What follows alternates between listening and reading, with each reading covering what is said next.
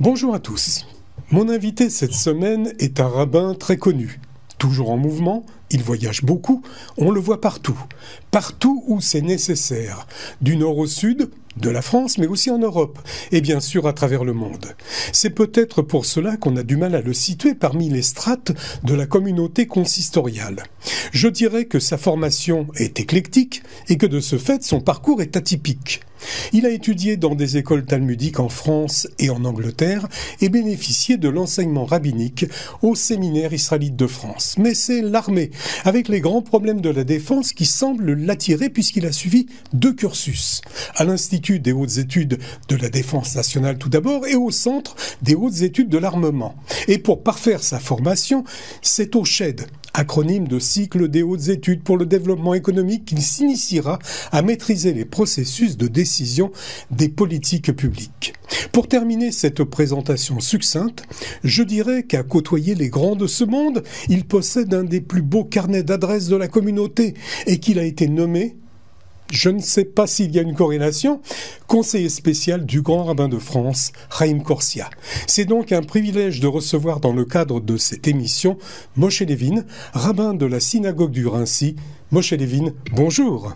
Bonjour, c'est un grand plaisir pour moi également de participer, d'autant plus que j'ai un attachement particulier à la communauté de Cannes, à son dynamisme et au dynamisme de cette radio judaïque qui est formidable. Pour des raisons personnelles, nous vous joignons en Israël par Zoom, en direct de Haïfa. Alors avant d'expliquer en quoi consiste ce poste de conseiller spécial du grand rabbin de France, essayons tout d'abord de mieux vous connaître. Né à Strasbourg en 1967, vous êtes l'une des 443 naissances survenues sur la commune de la ville cette année-là. Et puis 1967, c'est aussi la naissance de la communauté urbaine de la ville de Strasbourg. Votre scolarité commence à l'institution Gourarié de la Trétoire en Seine-et-Marne. Moshe Levin, ce sont vos parents qui ont choisi ce lieu. À quel âge vous avez été admis là-bas ? Pas du tout. En fait, j'avais un directeur à l'école Akiba de Strasbourg, puisque j'étais d'abord à l'école Akiba de Strasbourg. Et mon directeur, qui était Jean-Paul Amoyel, a fait le choix de diriger l'institution Gourarié. J'ai quelque part suivi mon directeur. C'est la raison pour laquelle, connaissant son sérieux et sa capacité de développer, de pouvoir permettre, on va dire, l'excellence de ses élèves, j'ai choisi d'y aller. Mais je vais dire peut-être plus. Gourarié a été pour moi une expérience formidable parce que j'étais assez jeune, j'avais 14 ans. Et quand vous êtes dans un internat, puisqu'il ne s'agit pas, c'est pas de rentrer tous les jours à Strasbourg, mais que vous êtes dans un internat, eh bien vous apprenez à être autonome, à prendre des décisions et à apprendre des choses. Pour la petite anecdote, ma mère aussi m'a beaucoup appris à dire tu dois savoir tout faire. C'est-à-dire que pour mon épouse, après notre mariage, c'est moi qui lui ai appris à faire les chalotes. Je ne dis pas que je fais les chalotes tous les jours, mais les chalotes, c'est moi qui lui ai appris à les faire. C'est moi qui repasse, c'est moi qui... voilà. Mais tout ça, c'est dû à l'internat. Je sais coudre, beaucoup de choses. Je peux faire du papier peint, je peux faire beaucoup de choses. Je ne dis pas que j'ai le temps de tout faire. Mais l'important, finalement, j'ai quelque part touché à tout, ce qui me donne une perception de mieux comprendre aussi ce que les autres font. En fait, on devient autonome. Tout à fait. Alors, au sein de l'établissement, vous l'avez dit, les parents ne sont pas présents. Alors, comment s'effectue la scolarité du petit Moshe Levin ? Vous étiez quoi ? Vous étiez un bon élève ? Un bon camarade ? Bon élève, je ne vais pas dire que j'étais le meilleur dans tout. Il y a des matières où j'étais très bon, d'autres où j'étais moins bon. Bon camarade, il faut demander à mes camarades, pas à moi. Moi, je peux pas me juger moi-même. J'ai pas pour habitude de me juger. Voilà, ce que je sais, c'est que j'ai beaucoup évolué dans cet établissement et j'ai beaucoup apprécié l'encadrement. Et d'ailleurs, de manière assez curieuse, au Raincy, où j'exerce mes fonctions de rabbin, eh bien, j'ai retrouvé d'anciens élèves qui étaient même dans ma classe et qui sont dans ma communauté aujourd'hui. Et c'est formidable. Alors, on a 14 ans, dans un internat, on y dort, donc on y rêve. Quels étaient les rêves du petit Moshe Levin? Qu'est-ce qu'il voulait faire quand il serait grand? À qui il voulait ressembler? Alors, à 14 ans, peut-être pas encore. On rêve pas toujours. On rêve souvent à court terme. On rêve pas sur l'avenir. Après, on a les rêves d'enfant. On veut être pilote d'avion. On veut être voilà, un peu tout ça. Et puis, par la suite, mais pour une petite précision, mon père n'est pas rabbin, donc c'est pas une lignée familiale. Mais j'avais un grand rabbin qui était le grand rabbin du Bas-Rhin, qui était le grand rabbin Abraham Deutsch, qui était un grand rabbin formidable et qui était très proche de ma famille. Et lui m'a poussé à devenir rabbin en me disant « Je te vois très bien, rabbin, et sache que je l'ai conseillé aussi à quelqu'un qui voulait être prof de lettres, qui est le grand rabbin René Gutmann, et je lui ai conseillé d'être rabbin. Aujourd'hui, les grands rabbins du Bas-Rhin. » Alors, c'était à quel âge? C'était vers 15-16 ans déjà, il me le disait, mais après, à 17-18 ans, il m'a poussé à rentrer à l'école rabbinique. Alors, il vous pousse, mais est-ce que c'était des choix personnels? Ou alors oui, vous avez suivi simplement parce qu'on vous a poussé? Non, quand vous admirez quelqu'un, vous voulez lui ressembler. Et c'était quelqu'un avec énormément de charisme, et énormément de prestance, énormément d'impact sur la communauté du Bas-Rhin. Et Grand Rabbin Deutsch a été une figure marquante de la communauté juive strasbourgeoise. Et donc, j'ai fait ce choix volontairement. Lui a peut-être senti chez moi cette volonté de transmettre. Et c'est pour ça que je dis, il m'a poussé par des paroles en disant « Je vois que tu pourras être un très bon rabbin ». Alors justement, Moshe Levin, sachez que cette émission est retransmise aussi à Strasbourg. Voilà, comme ça au moins, ma ville de naissance. Votre ville de naissance et votre ancienne communauté. En poursuivant la lecture de votre biographie, je vois que vous avez poursuivi vos études rabbiniques au séminaire israélite de France. Alors, qu'est-ce qu'il y avait de bon, qu'est-ce qu'il y avait de mauvais? Est-ce que vous avez des bons ou des mauvais souvenirs du séminaire israélite de France?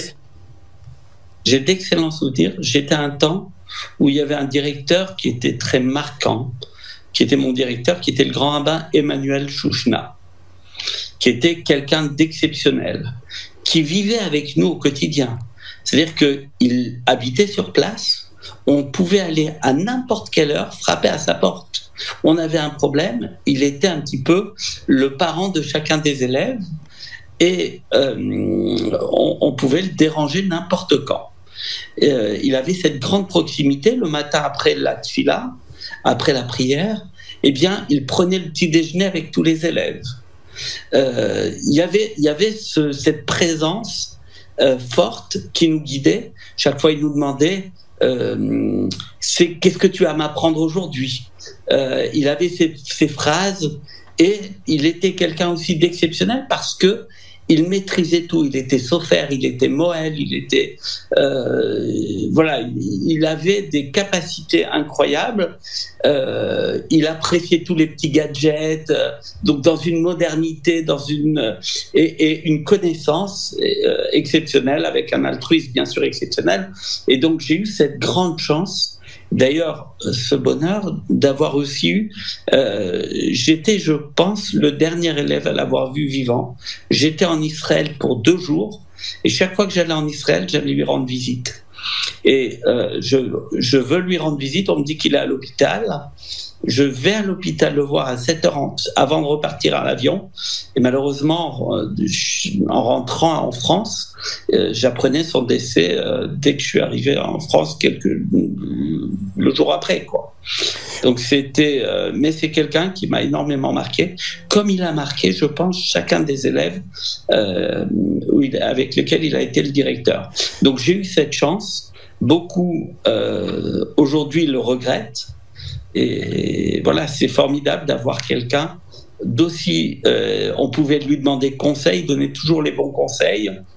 Un rapport complet. Je vais vous faire une petite confidence. Lorsque à un moment, il y avait une élection du grand rabbin de Paris. Et le grand rabbin de France, qui était aumônier général des armées, me dit va lui poser la question si je me présente ou pas. Et donc je vais en Israël et je vais chez lui et puis je lui dis, le grand rabbin Chaim Korsia me demande est-ce que oui ou non il se présente à cette élection. Il me dit est-ce que le grand rabbin Messas veut se représenter? Alors je lui dis oui, il se représente. Il me dit alors dis-lui de ne pas se présenter parce qu'il sera grand rabbin de France. Et donc il avait vu juste quelque part une certaine forme prophétique avec une vision exceptionnelle et il trouvait injuste de renvoyer le grand rabbin de Paris et donc le grand rabbin Chaim Korsia a bien sûr suivi ses conseils et je pense que de là-haut il a fait en sorte qu'il le devienne. Alors Moshe Levin, ce que vous nous racontez, ça date d'il y a quand même, enfin du moins votre passage au séminaire d'une 30aine d'années à peu près. Mais d'après vous, l'enseignement qui est donné au séminaire, est-ce qu'il est complet? Ou alors vous auriez vous-même ajouté des matières? Est-ce qu'il y a des matières qui manquaient, par exemple, à ce moment-là? Au temps où j'y étais? Oui. Par exemple, la psychologie, je vous donne un exemple. Psychologie, j'avais fait des cours en parallèle. Donc, après le séminaire, à l'époque, on encourageait aussi les élèves à faire l'université aussi, même si c'était par correspondance.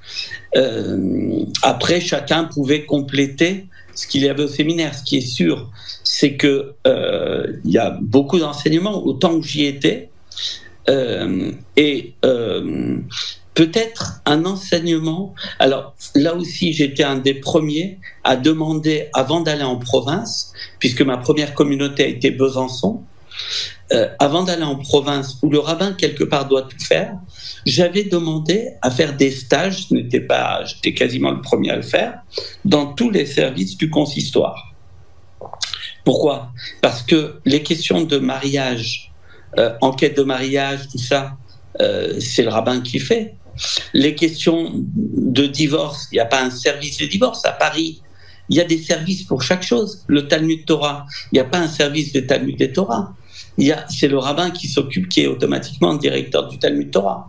Et donc, j'avais souhaité faire des stages dans les différents services. La Chevra Kadisha, j'avais accompagné des rabbins pour faire des enterrements. C'était le grand rabbin, notamment Alexis Blum, ancien grand rabbin de Neuilly. Et donc, j'ai eu cette chance de pouvoir être assez opérationnel, même s'il manque quelque chose.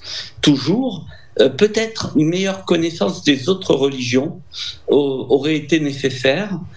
J'en ai pris conscience et j'ai beaucoup milité à ce que ça soit le cas aujourd'hui au séminaire. J'ai critiqué assez souvent le séminaire qui ne formait les élèves qu'à ça, à la religion juive, sans connaître un minimum des autres religions. Et grâce à Dieu, ces dernières années, je sais que le père, le frère Louis-Marie Coudray, l'ancien directeur des relations avec le judaïsme, est venu 2-3 fois au séminaire. Et maintenant, avec le Grand Rabbin de France, on a rendu obligatoire pour la formation des élèves rabbins, une formation où j'ai eu l'honneur d'être un des fondateurs, qui est la formation Emouna à Sciences Po.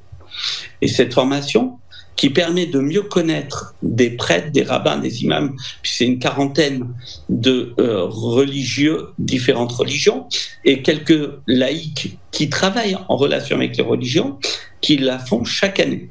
Depuis 2 ans, c'était dans le programme du Grand Rabbin de France, depuis 2 ans, cette formation est devenue obligatoire pour les élèves de l'école rabbinique au cours de leur cursus scolaire. Donc, ce qui est comme quoi j'ai retiré quelques éléments que j'ai voulu mettre en pratique, que j'ai poussé à mettre en pratique. Mon invité aujourd'hui, Moshe Levin, rabbin de la synagogue du Raincy et surtout conseiller spécial de Chaim Korsia, grand rabbin de France. Le rôle du rabbin consistorial au sein d'une communauté est d'être accompagnateur, un rassembleur, d'enseigner son savoir, aider dans toutes les démarches religieuses de la naissance au décès, en passant par les brit milot et les mariages. Animer aussi les offices, s'investir dans l'éducation des enfants, en les préparant à la bat et la bar mitzvah. Moshe Levin, avec un agenda aussi chargé comme le vôtre, vous avez vraiment le temps de vous investir pleinement à la synagogue Henri Chili au Rincy? Oui, alors j'ai cette chance d'arriver à le faire, puisque j'ai de nombreuses fonctions, vous l'avez dit. Vous en avez dit une partie, il y a beaucoup d'autres aussi, mais... vous êtes bien organisé. Il y a une expression anglaise, quand on veut demander à quelqu'un de faire quelque chose, demande à quelqu'un d'occuper, parce qu'il est dans la dynamique finalement, et ça se réalise. Et c'est une question d'organisation. J'ai aussi des fonctions de vice-président des rabbins européens, donc c'est aussi assez prenant. Je suis également vice-président de la conférence des amitiés judéo-chrétiennes de France, donc dans des démarches interreligieuses. Donc c'est effectivement prenant, mais c'est une question d'organisation.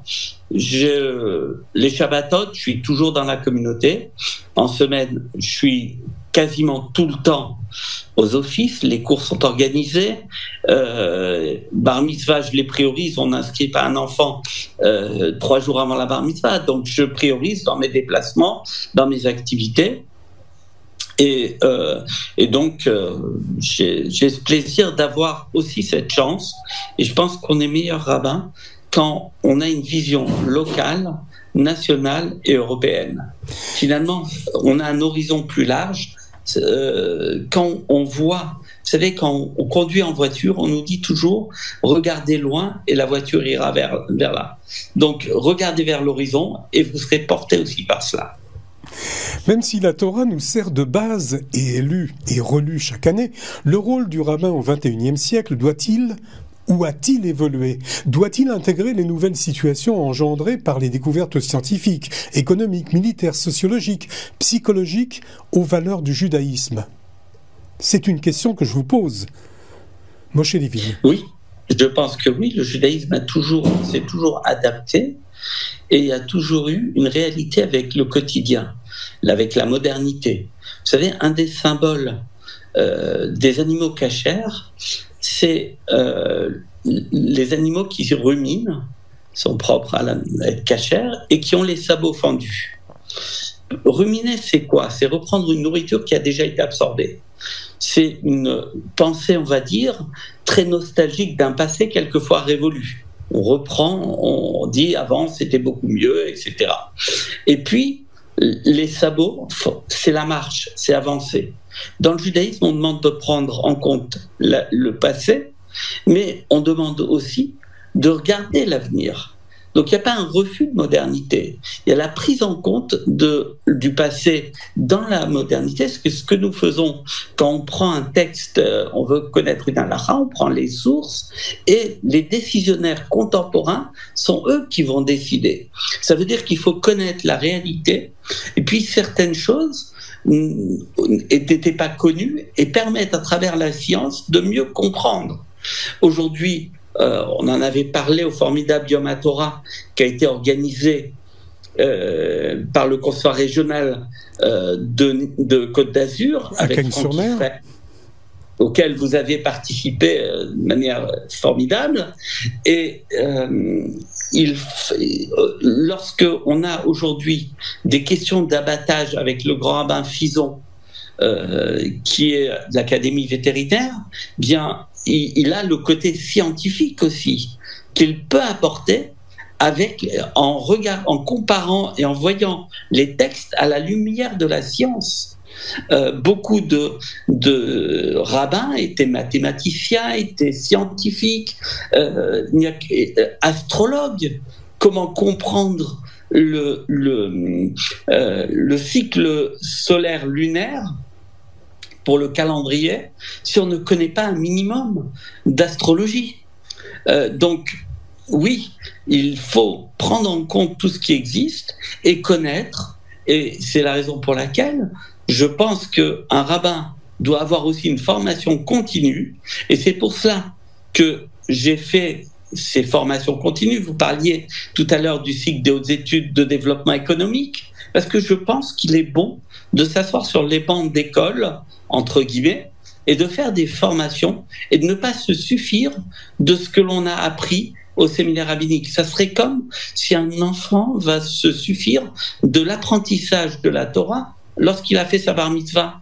Ça ne suffit pas. Il faut toujours avancer, comprendre. On aura un autre regard, donner cette image aussi d'un train qui passe et qui va voir un paysage. À mesure que le train va avancer sur le même paysage, l'angle va être différent.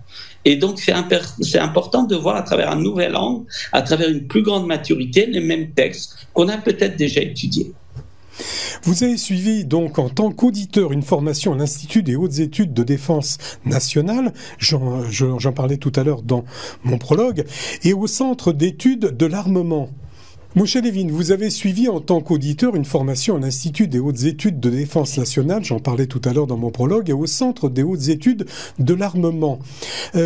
En dehors d'un complément personnel d'enseignement compréhensible, que peut apporter au futur rabbin le contenu engagé? Parce que là, cette fois-ci, c'est engagé de ces deux formations. Est-ce que ça cache pas, je sais pas moi, par exemple, une envie d'être militaire? Ou un regret de ne pas avoir été militaire? Alors, je vais vous donner quelques éléments de réponse. Il est vrai que j'ai grandi à Strasbourg et j'habitais en face de l'école militaire de Strasbourg. On était réveillés tous les matins au son du clairon. Mais c'est pas ce qui m'a amené. Ce qui m'a amené, c'est tout simplement que j'ai une fonction d'aumônier. Je suis aumônier en chef de la gendarmerie nationale au niveau national. Et j'étais auparavant dans l'armée de terre et dans l'armée de l'air. Et de ce fait, je pense qu'un aumônier qui n'est que rabbin sans comprendre les problèmes militaires, eh bien, sera moins bon aumônier. Et donc, il faut comprendre les enjeux, il faut comprendre ce que les militaires vivent pour pouvoir leur parler, pour pouvoir les écouter, les comprendre, et les aumôniers ont un rôle majeur qui est certes engagé. Donc, je suis officier comme le sont les autres aumôniers, et donc il était important pour moi de mieux comprendre. C'est vrai que c'est des hautes études, c'est vrai que c'est compliqué, mais comme je le disais, il est important aussi pour un rabbin de pouvoir avancer et de pouvoir comprendre, de ne pas se suffire de ce qu'il a appris. Et on encourage, et d'ailleurs à ce niveau, au niveau national, maintenant, c'est devenu obligatoire d'avoir fait une des grandes écoles militaires pour être aumônier en chef, par exemple, aux armées. Une autre formation complémentaire que vous avez suivie, c'est celle du CHED. Alors l'acronyme, c'est Cycle des hautes études pour le développement économique, qui dispense, lui, aux membres de la société civile, ainsi qu'aux élus qui souhaitent mieux maîtriser à des fins professionnelles des activités de conseil, définition de stratégie d'influence, des processus de décision des politiques publiques dans les domaines économiques, budgétaires et financiers. Ceci au plan national, européen et international. Moshe Levin, on s'éloignerait pas un petit peu là quand même du rôle du rabbin pour entrer dans celui d'un gestionnaire de communauté, ou alors il faut apprendre à la gestion de manière à ce que le rabbin soit encore plus performant? Un rabbin travaille dans une communauté. Il fait ses discours. S'il ne comprend pas la manière avec laquelle la politique publique est gérée, dans les détails, comment est-ce qu'on gère? Comment est-ce qu'il peut comprendre, par exemple, la crise sanitaire avec son impact économique? Aujourd'hui, on passe de crise en crise. Eh bien, tout cela m'a énormément appris. Je suis très reconnaissant d'avoir pu être accepté dans cet institut, et ça me permet de m'adresser aussi à des fidèles de la communauté qui ne sont pas tous dans le Talmud, mais qui travaillent dans la société, dans des mairies, dans des ministères ou autres, et d'avoir un langage qui est approprié à la réalité économique du moment, de mieux prendre en compte les enjeux économiques. Et je crois que c'est particulièrement important, peut-être encore plus aujourd'hui. En juillet 2013, vous êtes nommé directeur exécutif de la Conférence des rabbins européens et vous faites face à une résolution du Conseil de l'Europe qui veut améliorer le bien-être des enfants et leur protection contre toute forme de violence, mais qui assimile la circoncision à une violation de l'intégrité physique des enfants. Dans le même temps, cette résolution s'opposait à l'abattage rituel. Moshe Levin, dites-moi, en quoi le Conseil de l'Europe aurait une prérogative à venir encadrer une religion ? Eh bien, alors, pour faire juste une petite explication, le Conseil de l'Europe n'émet pas de loi. C'est le Parlement qui émet des lois. Le Conseil de l'Europe émet des recommandations, des préconisations. Aux États. Voilà, qui sont adressées aux États. Lorsqu'il y a eu cette résolution en octobre 2013, ça a été une catastrophe. Parce que les recommandations adressées à ces États, on sait qu'aujourd'hui, certains États ont interdit la circoncision. On le voit aussi pour l'abattage rituel. Mais prenons l'exemple de la Slovénie, qui est un pays de l'Union européenne, la circoncision y est interdite. Donc on voit bien que lorsque les recommandations sont adressées aux États, certains États peuvent se saisir comme une grande porte ouverte qui leur est faite pour légiférer là-dedans et faire en sorte d'interdire la circoncision. C'est la raison pour laquelle c'était particulièrement important de nous saisir. Et là, on a eu récemment, encore en 2018, on a eu l'Islande qui a voulu criminaliser la circoncision. Alors, on n'est plus dans l'Union européenne, mais l'Islande, on est dans le Conseil de l'Europe, a voulu criminaliser de 6 ans de prison. Mais si il y avait un projet de loi qui a été voté en première lecture, grâce à plusieurs interventions, on a réussi à faire annuler ce projet de loi. Ça veut bien dire que quand on se mobilise, et qu'on se mobilise de manière coordonnée entre les institutions et avec l'appui des autres religions, on arrive quelquefois à faire face. Je dois souligner, puisque vous parlez de 2013, de ce rapport Ruprecht, l'importance, et je veux rappeler sa mémoire aujourd'hui, c'est le professeur Bernard Lobel, avec lequel on a travaillé ensemble, qui est venu avec moi aussi bien au Conseil de l'Europe qu'en Islande, pour défendre la circoncision. Je veux rappeler sa mémoire, il nous a quittés il y a peu de temps. Et c'est important de rappeler, de donner le mérite à ceux qui ont permis ces succès. Et puisque nous parlons de religion, je vois que vous avez contribué au dialogue interreligieux au sein du CRCF. Rappelez-nous ce que c'est le CRCF. Alors c'est la conférence des responsables de culte en France. Donc, toutes religions confondues. Toute religion, qui est un format assez réduit des responsables nationaux, qui, pour moi, doit se décliner sur le niveau local et régional. Alors, toujours dans ce cadre de l'interreligieux, vous avez conduit une délégation au Vatican pour une rencontre historique avec le pape François. Alors, parlez-nous du déroulement de cette audience, dans quel contexte elle a été acceptée, et comment vous avez été reçu, et quels ont été les sujets abordés avec le pape. Alors, c'était effectivement en 2015, à l'occasion des 50 ans de Nostra Aetate, de la proclamation de Nostra Aetate, qui a considérablement modifié les relations entre les églises chrétiennes et les religions non chrétiennes, mais principalement le judaïsme. Et ça a permis de passer de ce que Jules Isaac appelait l'enseignement du mépris à l'enseignement de l'estime.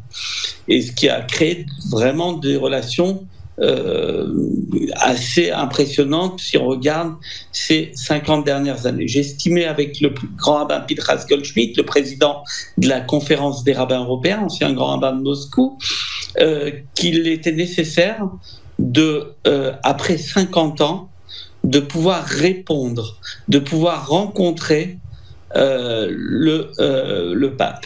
C'est ce que nous avons fait, c'est une rencontre assez intéressante, assez exceptionnelle, et où la question de l'antisémitisme a été abordée, la question, c'est-à-dire les églises chrétiennes pendant 2000 ans ont quand même fait souffrir, et c'est un petit mot, la communauté juive. Aujourd'hui, on considère qu'elles doivent être partenaires dans cet enseignement de l'estime, qu'elles doivent lutter contre l'antisémitisme. Ce qui s'est finalement dit le 1er février 2021 par la conférence des évêques de France, en disant que les chrétiens doivent lutter contre l'antisémitisme, c'est pas aux juifs de le faire, justement par rapport à cette histoire douloureuse.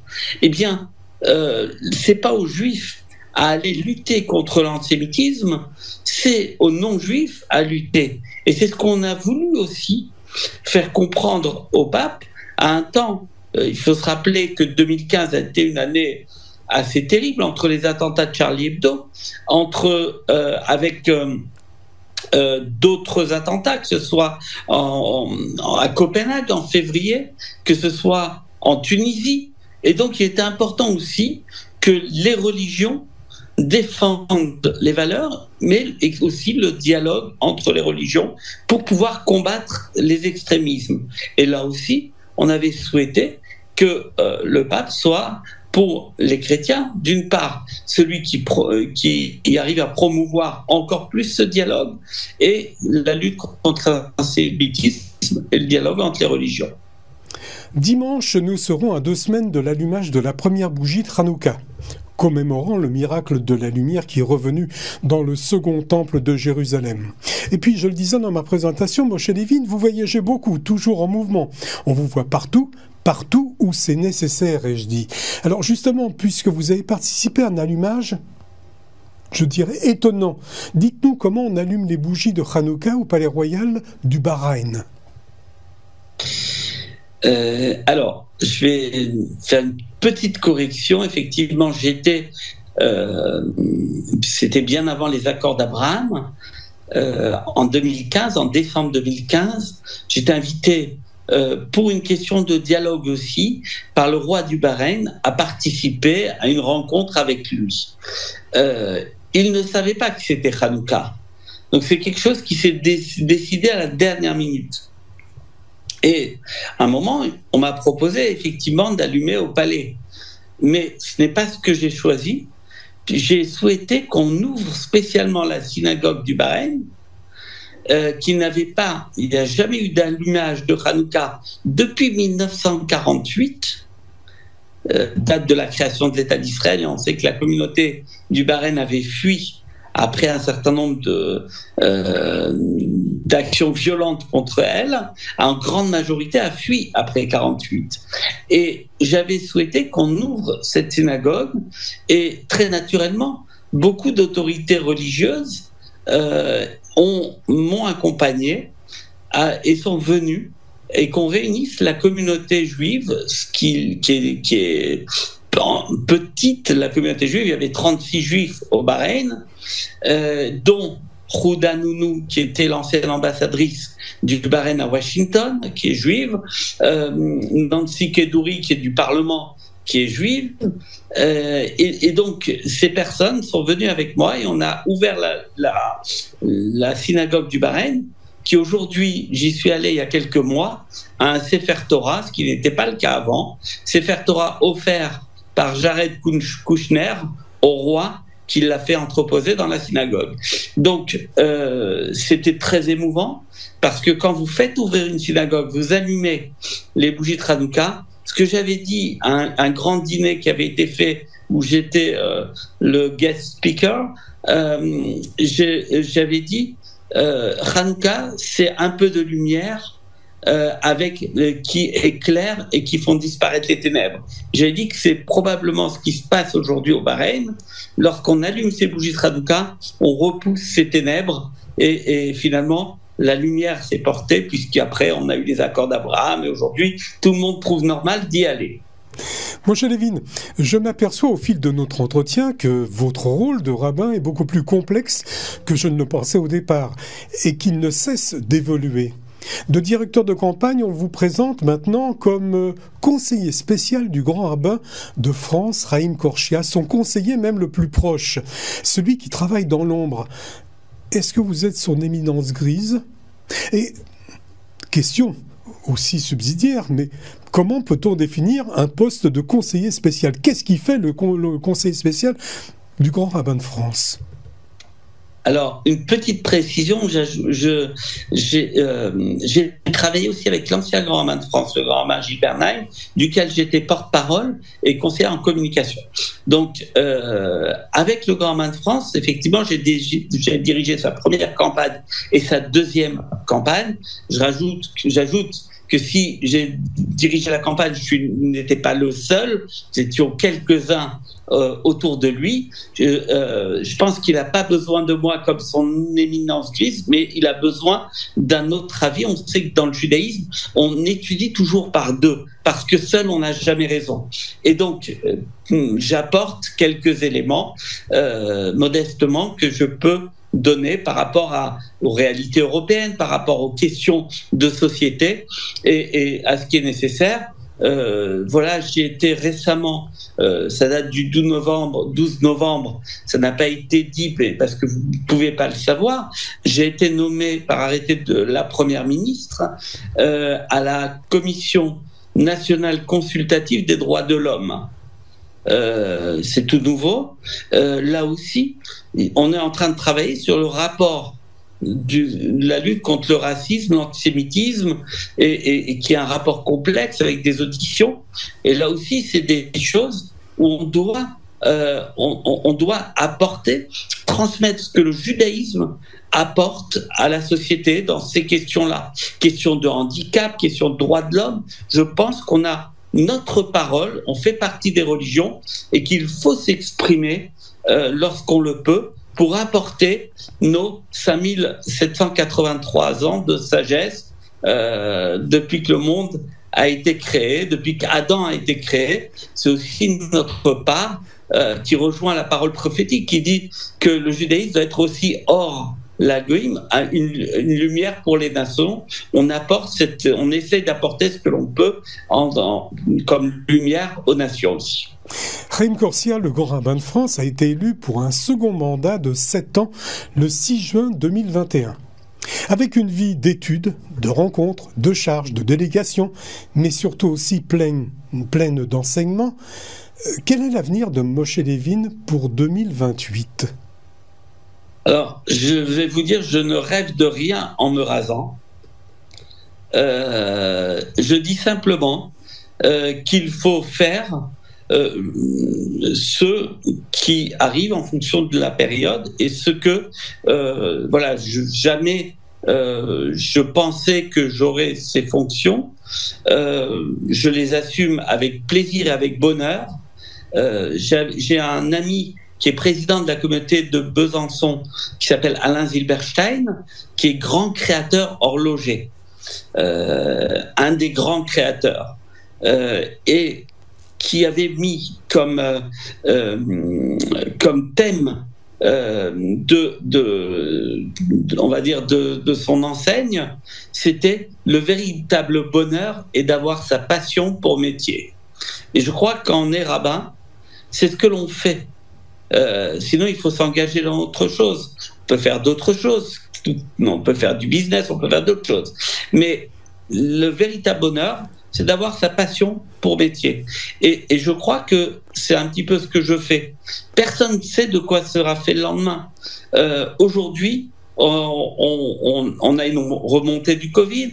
On pensait qu'on n'allait pas trouver de vaccin si rapidement. On en a trouvé. On voit une immunité. Aujourd'hui, on nous annonce de faire de nouveau attention. Donc, on ne sait pas de quoi sera fait. On voit la guerre en Ukraine, on voit tellement de choses qui bouleversent le monde. Les crises, on est passé d'une crise sanitaire, une crise économique, une crise énergétique. On n'a que des crises.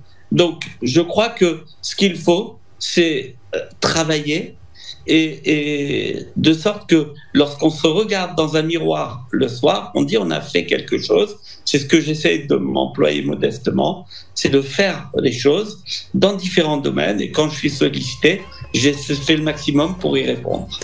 Je recevais ce matin Moshe Levin, rabbin et surtout conseiller spécial du grand rabbin de France, Chaim Corsia. Merci beaucoup de vous être confié à nous, Moshe Levin, et d'avoir partagé avec nous ce très bon moment. Merci à vous et merci encore une fois à la communauté de Cannes et à son dynamisme. Merci beaucoup.